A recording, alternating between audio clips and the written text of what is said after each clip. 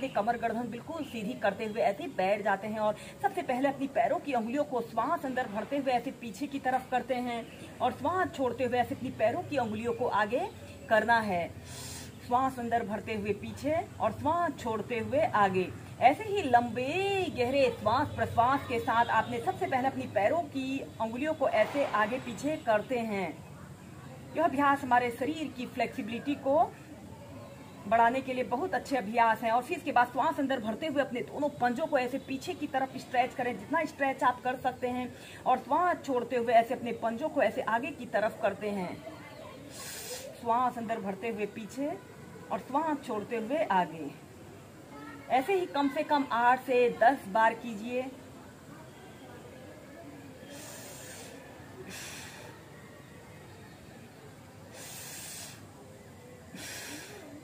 और फिर इसके बाद ऐसे अपने पंजों को 5 टाइम्स क्लॉकवाइज घुमाते हैं, फिर एंटी क्लॉकवाइज, और फिर ऐसे अपने घुटनों को 5 से 6 बार अप डाउन कीजिए। और फिर इसके बाद आपने अपने राइट पैर को ऐसे घुटने से ऐसे मोड़ लेते हैं और अपने दोनों हाथों को ऐसे अपने घुटने के नीचे से ऐसे रख लेते हैं और फिर ऐसे अपने पैर को बिल्कुल सीधा करें और फिर ऐसे नीचे। श्वास अंदर भरते हुए सीधे और श्वास छोड़ते हुए नीचे।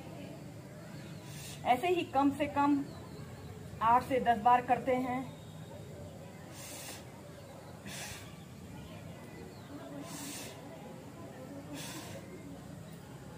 फिर दूसरे पैर से।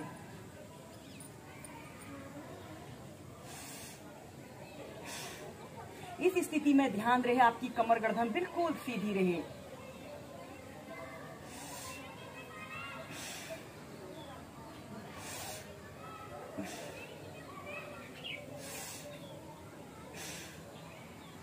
फिर इसके बाद आपने अपने दोनों हाथों को ऐसे अपने घुटने के नीचे से ऐसे रख लेते हैं और ऐसे अपने पैर को जमीन से थोड़ा सा ऊपर को उठाते हैं और फिर ऐसे एक बड़ा सा राउंड बनाने की कोशिश करें, जितना बड़ा आप राउंड बना सकते हैं। ऐसे 5 टाइम क्लॉकवाइज घुमाइए,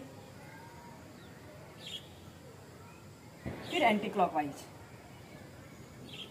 इस स्थिति में ध्यान रहे आपकी कमर गर्दन बिल्कुल सीधी रहे। कि नीचे, फिर दूसरे पैर से।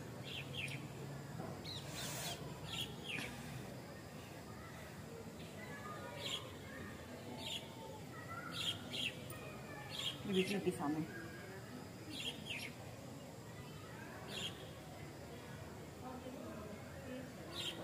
फिर सीधे। इसके बाद आपने अपने राइट पैर को ऐसे घुटने से ऐसे मोड़ लेते हैं और अपने दोनों हाथों को ऐसे इंटरलॉक करके अपने तलवों के नीचे से ऐसे रख लेते हैं और श्वास अंदर भरते हुए ऐसे अपने पैर को बिल्कुल सीधा करें और ऐसे अपने घुटने को ऐसे अपने नाक पर स्पर्श कराने की कोशिश कीजिए।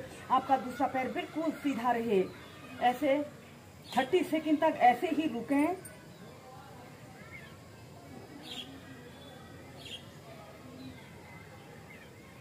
फिर दूसरे पैर से।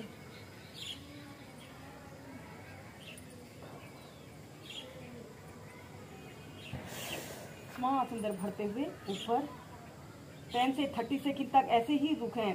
दोस्तों, इन अभ्यासों को करने से जिन लोगों को गठिया आर्थराइटिस की शिकायत होती है, यूरिक एसिड का बढ़ना जैसी शिकायत होती है, वह शिकायत दूर होती है। ऐसे ही दोनों पैरों से इसे आप कम से कम 4 से 5 बार कीजिए। और अपने दोनों हाथों को कंधों के पार्श्व भागों में ऐसे फैला लेते हैं और अपने राइट हाथ से ऐसे अपने लेफ्ट पैर के अंगूठे को पकड़ते हैं और ऐसे ऊपर की तरफ देखते हैं। फिर सेंटर में आते हैं, फिर दूसरी साइड से।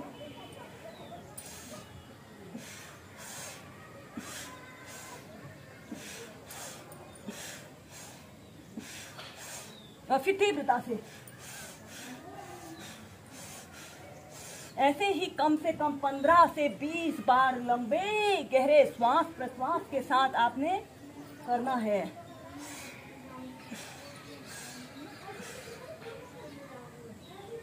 हम करेंगे अर्ध तितली आसन। और अपने राइट पैर को उठाकर लेफ्ट थाइज के पास ऐसे रख लेते हैं और ऐसे कमर गर्दन बिल्कुल सीधी करते हुए अपने एक हाथ को ऐसे घुटने के पास ऐसे रखते हैं।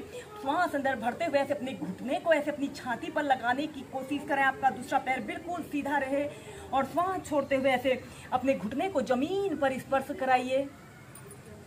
श्वास अंदर भरते हुए ऊपर, श्वास छोड़ते हुए नीचे।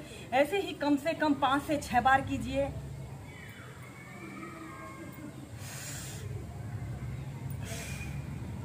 दूसरे पैर से।